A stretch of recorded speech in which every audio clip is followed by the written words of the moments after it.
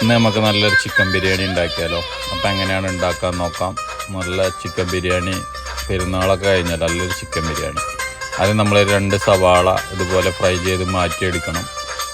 എന്നിട്ട് അതിലേക്ക് 2 സ്പൂൺ തൈര്, ഉപ്പ്, നാരങ്ങ എന്നിവ ചേർത്ത് നന്നായി മിക്സ് ചെയ്ത് മാറ്റി വെക്കണം. എന്നിട്ട് അതിലേക്ക് മുളക് പൊടി, മഞ്ഞൾപ്പൊടി, ഗരം മസാല, പിന്നെ വെളുത്തുള്ളി ഇഞ്ചി പേസ്റ്റ്, പിന്നെ എല്ലാം ഇട്ട് നന്നായി മിക്സ് ചെയ്ത് മാറ്റി വെച്ച് നമ്മൾ ഫ്രൈ ചെയ്തെടുത്ത ഉള്ളിയും മല്ലിച്ചപ്പ്, പുതിന, ഒരു തക്കാളി ഇട്ട് മിക്സ് ചെയ്ത് മാറ്റി വെക്കാം.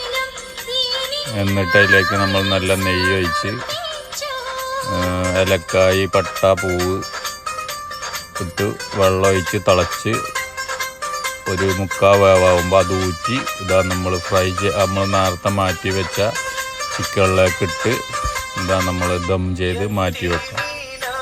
എന്നിട്ട് ഒരു 1/4 മണിക്കൂർ ചെറിയ തീയിൽ വേവിച്ച് മാറ്റി വെക്കണം. നല്ല ചെറിയ തീയിൽ വെച്ച് ഏകദേശം ബിരിയാണി ദമ്മക്കായി നമ്മൾ തുറന്ന് നോക്കണത് നല്ല ദമ്മ ബിരിയാണി ആയിട്ടുണ്ട് ചിക്കൻ ബിരിയാണി. അപ്പോൾ എല്ലാവരും ഉണ്ടാക്കി നോക്കി അഭിപ്രായം പറയുക. എല്ലാവരും